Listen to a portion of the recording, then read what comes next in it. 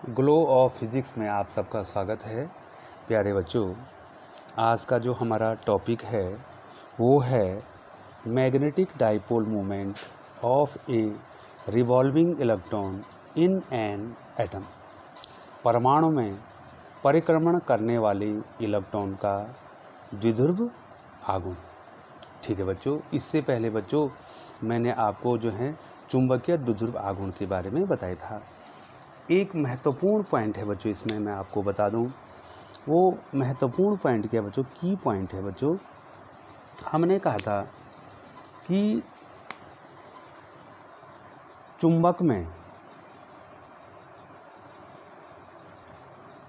में अकेले ध्रुव का अस्तित्व नहीं है। अस्तित्व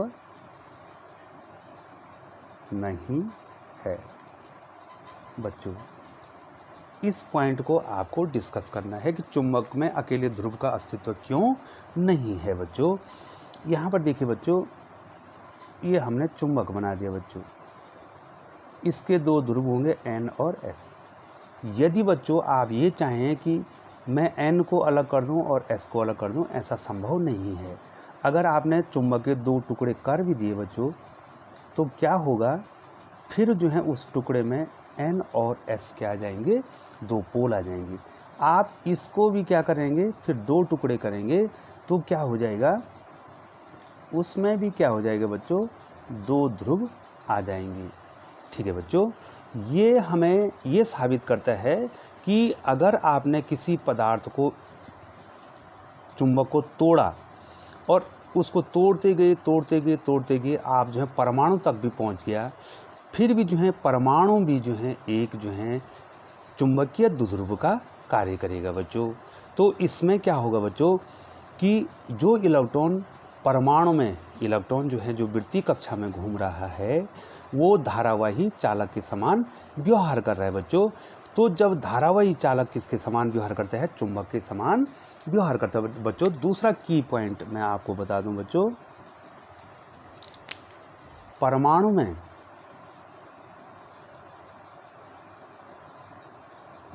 में वृत्तीय कक्षा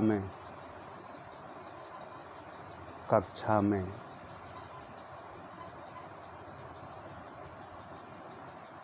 घूमने वाला इलेक्ट्रॉन के कारण धारा उत्पन्न होती है।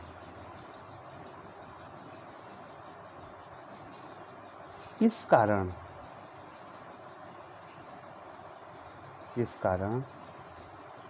वह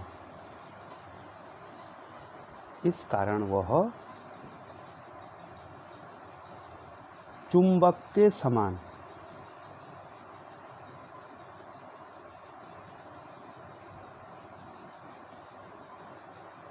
व्यवहार करता है। बच्चों आप क्लियर हो गए होंगे बच्चों कि एक परमाणु भी जो है क्या है, एक चुंबकीय द्विध्रुव है। अर्थात एक परमाणु भी जो है किसी पदार्थ का, वो चुंबक के समान व्यवहार करता है बच्चों। क्योंकि परमाणु में जो है वृत्तीय कक्षाओं में इलेक्ट्रॉन क्या कर रहे हैं, घूम रहे हैं। और वो जब वृत्तीय कक्षाओं में घूम रहे हैं तो उसके कारण जो है एक इलेक्ट्रॉन के कारण भी क्या होगा, उसमें धारा प्रवाहित हो रही है। और उस धारा प्रवाहित होने का कारण वो क्या है, धारावाही चालक बन रहा है। और धारावाही चालक किसके समान व्यवहार करता है, चुंबक के समान व्यवहार करता है। ठीक है बच्चों, तो आज का जो हमारा टॉपिक है बच्चों, वो इसी बात पर सेंटर्ड है कि परमाणु में परिक्रमण करने वाले इलेक्ट्रॉन का चुंबकीय द्विध्रुव आघूर्ण क्या होगा बच्चों। इसको जानने के लिए बच्चों सबसे पहले जो हमें इलेक्ट्रॉन का परमाणु के बाहर वृत्तीय कक्षा में किस प्रकार से चक्कर लगाता है बच्चों, ध्यान दीजिए बच्चों। ये वृत्तीय कक्षा बना दी बच्चों हमने, ये देखिए इस प्रकार से वृत्तीय कक्षा बना दी। ठीक है बच्चों, अब देखिए बच्चों, ये इसका केंद्र O हो गया है, जो वृत्त का केंद्र O हो गया है।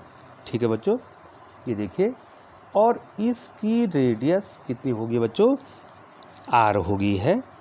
अब यहाँ पर जो है इलेक्ट्रॉन की जो चाल है वो कितनी है बच्चों, V है, और जो इलेक्ट्रॉन जो है यहाँ पर चल रहा है उसका द्रव्यमान कितना है बच्चों, ME ही है।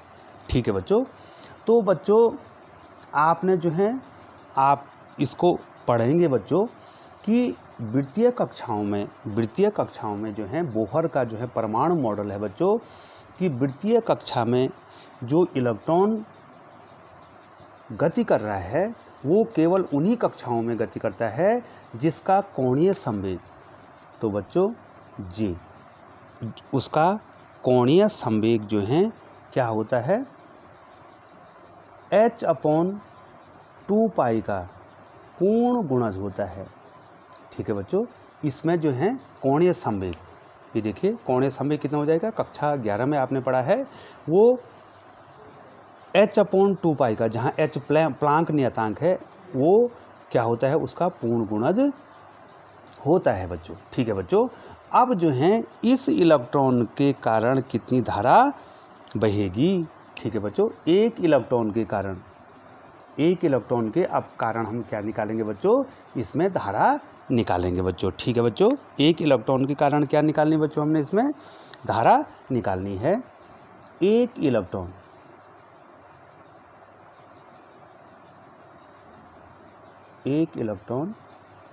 के कारण धारा। ठीक है बच्चों, अब बच्चों हम जानते हैं I बराबर Q/T होता है ना बच्चों, और Q बराबर कितना होता है बच्चों, NE होता है। यहाँ N का मान कितना बच्चों, 1 है, तो I कितना हो जाएगा, एक इलेक्ट्रॉन के कारण बहने वाली धारा, तो N तो 1 हो गया, E/T, T जो है परिक्रमण काल है, T क्या है, परिक्रमण काल है। तो बच्चों आप परिक्रमण काल जानते हैं ना, परिक्रमण काल का मतलब हो गया एक चक्कर का समय। ठीक है बच्चों, इलेक्ट्रॉन के द्वारा एक चक्कर लगाने में कितना समय लग रहा है बच्चों, उसको उसका परिक्रमण काल कहते हैं बच्चों। ठीक है बच्चों, अब जो है बच्चों ये इक्वेशन नंबर 2 लिख देता हूँ मैं बच्चों। ये देखो मैंने धारा निकाल दी, और जो परिक्रमण काल होता है T बराबर समय बराबर क्या होता है, दूरी बटे 4। ठीक है बच्चों, अब आप ये बताएंगे बच्चों कि इलेक्ट्रॉन एक चक्कर में कितनी दूरी तय करेगा, तो परिधि के बराबर करेगा बच्चों। यहाँ से शुरू किया उसने, पूरा एक चक्कर लगाया, तो परिधि कितनी होती है वृत्त की बच्चों, 2πr, और मान लीजिए जो है उसकी चाल v है, तो 2πr/v हो जाएगा बच्चों।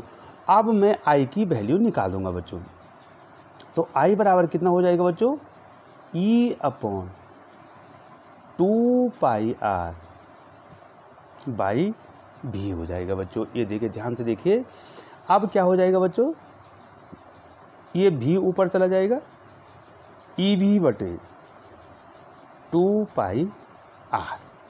ठीक है बच्चों, ये हो जाएगा बच्चों। तो मान लीजिए मैंने इसको कितना लिख दिया, समीकरण 3 लिख दिया। ठीक है बच्चों, अब जो है बच्चों आपको यहाँ पर एक बात का ध्यान रखना है बच्चों, इसमें चुंबकीय आघूर्ण कितना होगा, चुंबकीय द्विध्रुव आघूर्ण, चुंबकीय द्विध्रुव आघूर्ण। इससे पहली वीडियो में बच्चों मैंने ये बताया है। ठीक है बच्चों, चुंबकीय द्विध्रुव आघूर्ण M बराबर होता है बच्चों NIE, N माने फेरों की संख्या, तो बच्चों इसकी तो एक ही कक्षा है, तो यहाँ पर N का मान कितना हो जाएगा बच्चों, 1 हो जाएगा, तो चुंबकीय आघूर्ण कितना हो जाएगा बच्चों, I/A हो जाएगा, समीकरण नंबर 4 हो जाएगा बच्चों। तो आप इसमें ध्यान देंगे बच्चों कि हमने कितना निकाल दिया, चुंबकीय आघूर्ण कितना निकाल दिया, IA।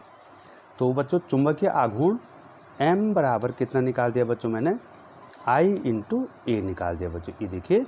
और बच्चों इसको मैंने इससे पहले कितना लिखा था, मैं देखता हूँ, इसको समीकरण नंबर 4 लिखा था बच्चों।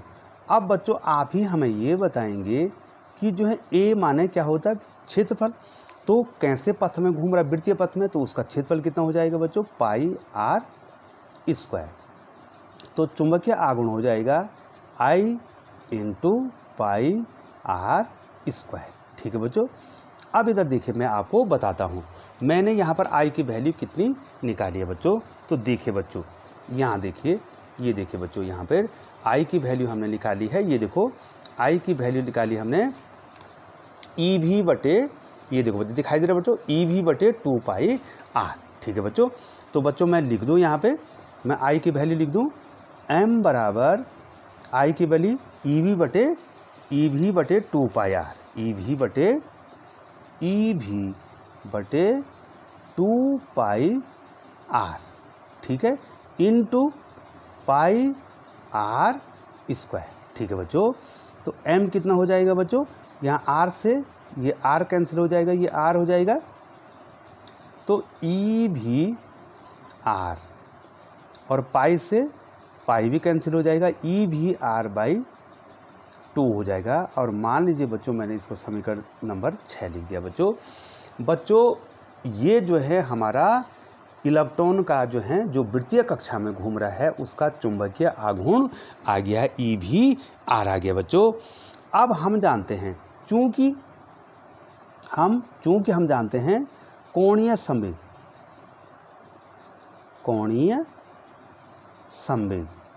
ठीक है बच्चों, कक्षा 11 में पढ़ा आपको। J बराबर होता है बच्चों I ओमेगा, ये सदिश राशि है, J बराबर I ओमेगा होता है। और बच्चों इतना तो आपको आता है कक्षा 11 में, I को हमने कहा था mr स्क्वायर होता है। ठीक है बच्चों। और ओमेगा बराबर होता है बच्चों V अपॉन R होता है बच्चों, ये कक्षा 11 में आपने पढ़ा है। तो मैं J की अगर वैल्यू लिखूं बच्चों, तो J कितना आ जाएगा बच्चों, mr स्क्वायर। ठीक है बच्चों, mr स्क्वायर।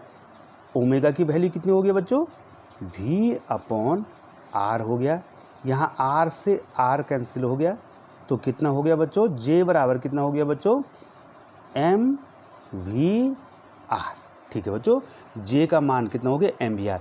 अब आप इधर देखो बच्चों, हमने समीकरण नंबर 6 में J को डालना है।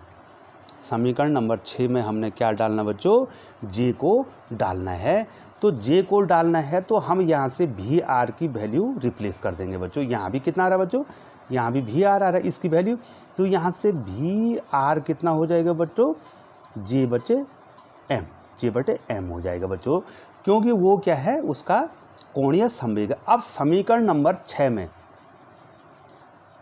समीकरण 6 में VR का मान रखने पर, ठीक है बच्चों, दिखाई दे रहा है बच्चों, समीकरण नंबर ये दिखाई दे रहा है आपको, VR का मान रख देंगे तो M की वैल्यू कितनी आ जाएगी बच्चों, बोलो बच्चों, E/2 तो अलग है बच्चों, ये E/2 तो अलग है, और VR की वैल्यू कितनी है बच्चों, यहाँ देखो VR की वैल्यू कितनी है, J बटे M। ठीक है बच्चों। तो ये हमने निकाल दिया बच्चों, चुंबकीय द्विध्रुव आघूर्ण बराबर हो गया EJ बटे 2M। ये निकल गया बच्चों, चुंबकीय द्विध्रुव आघूर्ण हमारा निकल गया, EJ बटे 2M निकल गया। अब यहाँ पर इलेक्ट्रॉन का आवेश, चूंकि इलेक्ट्रॉन का आवेश ऋण होता है, इलेक्ट्रॉन का आवेश ऋणात्मक होता है। ठीक है बच्चों, ऋण होता है इलेक्ट्रॉन का आवेश। तो बच्चों हम क्या लिख देंगे, m बराबर, वेक्टर के रूप में अगर लिखना है तो m बराबर क्या लिख देंगे, माइनस EJ, J भी वेक्टर है, EJ बाई 2M। अब बच्चों यहाँ पर ध्यान देना है, ये देखो, ये बच्चों ये मैग्नीट्यूड के रूप में आ गया। ये क्या बताता है, ये बताता है कि ये दोनों वेक्टर, यहाँ पर ये बताता है कि m क्या है, m क्या है बच्चों, चुंबकीय द्विध्रुव आघूर्ण। ठीक है बच्चों, ये इलेक्ट्रॉन का है, एक इलेक्ट्रॉन के केस में पढ़े चुंबकीय द्विध्रुव आघूर्ण। और J क्या है बच्चों, कोणीय संवेग। किसका कोणीय संवेग, इलेक्ट्रॉन का, क्योंकि इलेक्ट्रॉन के बारे में पढ़ रहे हैं हम, कोणीय संवेग।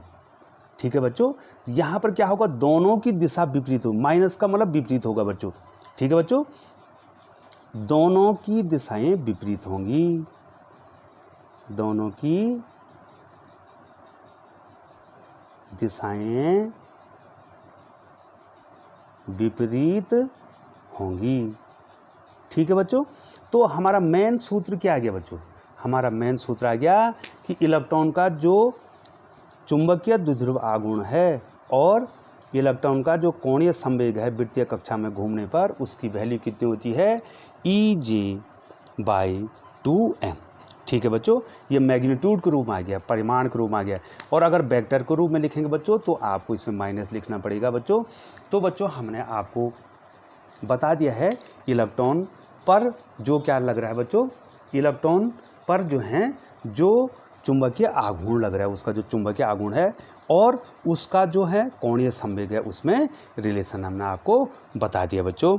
ठीक है बच्चों, बहुत बहुत धन्यवाद बच्चों।